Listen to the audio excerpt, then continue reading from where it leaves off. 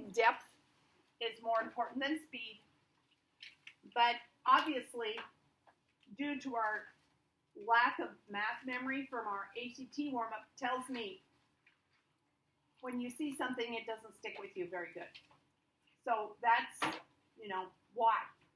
You in your heart are the only ones that can answer that. Why didn't, rational expressions stick with you? We went over every question. I make myself available for all questions. You have many resources. You've got to have the want to. So let's keep wanting to, guys. Let's finish this year well. Let's give ourselves a chance for our next level of math, because it's not going away.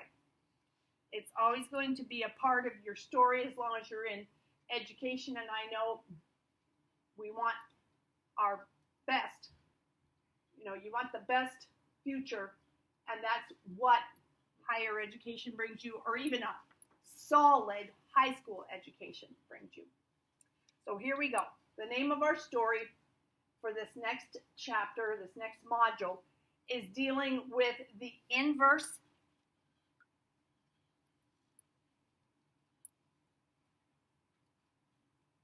of quadratic functions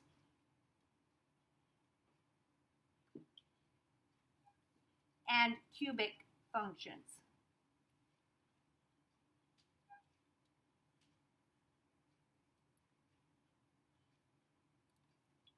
So if you notice this, I keep these ABCs up here because we want to see, have we talked about this before? We have talked about the inverse of a function. We did it with lines. We have talked about quadratic functions. They're the functions where x is squared in the story. And we have talked about cubic functions. It's all up here. There were the pinwheel graphs where x was cubed. So if I'm going to find the inverse of a function, we'll review those steps.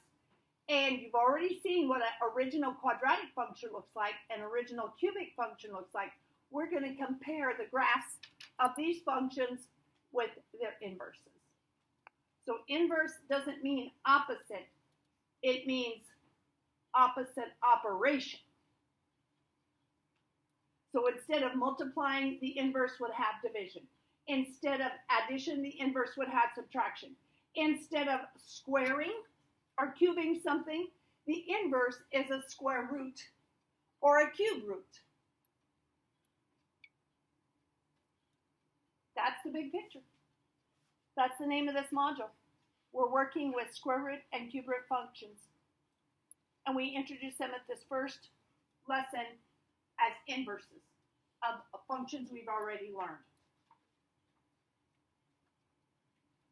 Remember, functions are just a set of ordered pairs where the x's are unique.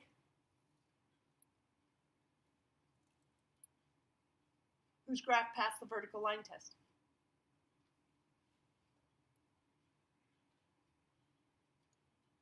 Okay? So if you pay attention now, easier will be later. We're given for the first problem the original function with the function notation as a decimal times x squared. So the coefficient's a decimal. And in order for this to stay a function, I have to restrict what goes in for x. And those are the domain numbers. Because the inverse of a squared function is a square root, and I can only square root positive numbers and 0. So when they ask you to restrict the domain of the original function, it's those numbers that are positive or equal to 0.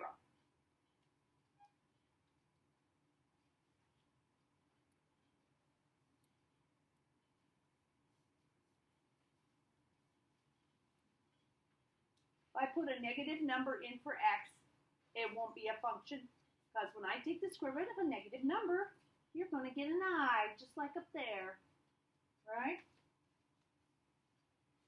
And that you cannot graph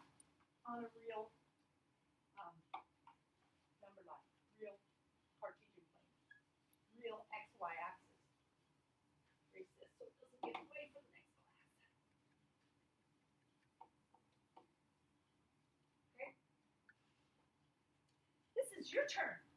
Questions, thoughts, ideas? Get the plugs out of your ears, please. See, several of you got plugs in your ears. Don't have that. That's remember, a no-no in math class or any class, especially when we're taking notes. You wonder, I don't understand this.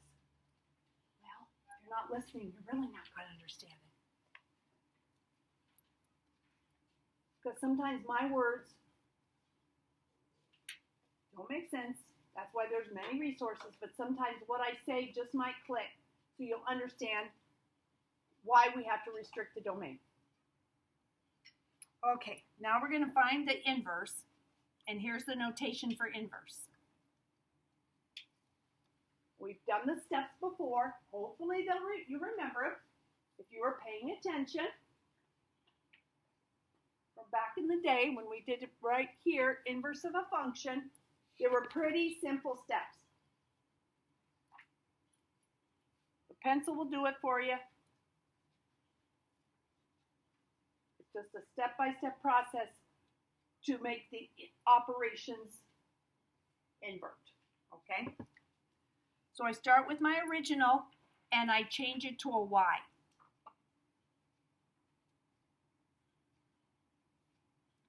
So here we change to y. I don't know if you remember doing that. If you didn't get it the first time, Today's your day. Math always comes back and has you remember what you did before. then you get to switch the variables. That's where the inversion comes. We're going to make the x values turn into the y values. Because then we have, that's the definition of an inverse of a function. What was in the domain became the range. What was in the range became the domain. Remember? Domain, range. Remember? You remember doing that? It's like, could I do that? Yes. That's what you have to do to find the inverse of a function. And then you solve for y. Using your Algebra 1 and maybe Algebra 2 skills. You have to remove what's being multiplied first. So you're going to have x over 0.5 equals y squared. Now that's awkward. That's like a fraction in the denominator. You know, 0.5 is like a half. So you don't leave decimals or fractions in denominator. So in your calculator, if you put 1 over 0.5, a 2 comes out. Okay? If you don't believe me, remember, never believe anybody just on their word. Test the facts. Have evidence. Okay, right there. Decimal and denominator isn't simplified. You'd want to take the reciprocal to find the value. That'll be your new coefficient for x. And how do you remove, what's the inverse of square? Square root. Remember when there's no index up in here? That's the square root. That's that button. But there is one with where you do put in you can put in the index to make it a cube root. We'll use that one for cube roots. But for square root, you use the one without a number up here in the little corner. Okay, so the answer for the inverse, everything's under the square root roof. That's kind of a big deal when you type it in.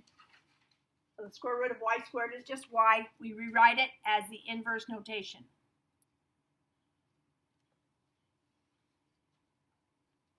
So in your homework, when they ask you for the inverse, you'd enter this value you just found from that algebra.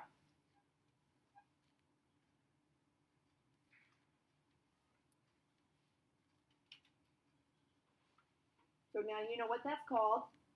They said, well, since I can take my inverse and put my original function in it, I will get out just an x. So this is like the proof that this is true. So to prove that this function is the inverse of the original function, when I make this composition here, when I put in the square root of 2 instead of x, I put in my 0.5x, my original function. I'm sorry, 0.5x squared. Okay. And my original function, I should get x out. So if I take 2 times a half, I get 1. So I have the square root of x squared. Square root of x squared is x. So it's true. You can do that for all of your problems. It works every time if this answer is right. So it's like a check. So they're going to assume you checked it. So they're going to give you this statement, in your story. Sometimes you have to fill this out. Sometimes it's just a part of the story. That an inverse and its function composition gives you an x out. It's just like when you learn the characteristics of a turtle or whatever. That's a characteristic of an inverse and its original function.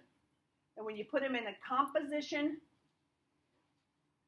relationship, you get out an x. So this is just the proof. And I know, you're where you're at. You're going, I believe you. You don't have to prove it to me. But don't, be skeptical. Be ready to be skeptical. Okay, we're going to stop here since I'm over time. But we haven't finished number 1 yet. So don't dive in yet. We'll tell more about it tomorrow. It will go faster. But I got to get the meat and potatoes, guys. This last module was a bit dismal. I don't want that to happen again for this module. But your grade is in your hands. If you didn't like what you got, you can study your mistakes and retake the ones you missed. Okay? You know that. You're in charge. I am ready for you anytime you would like support.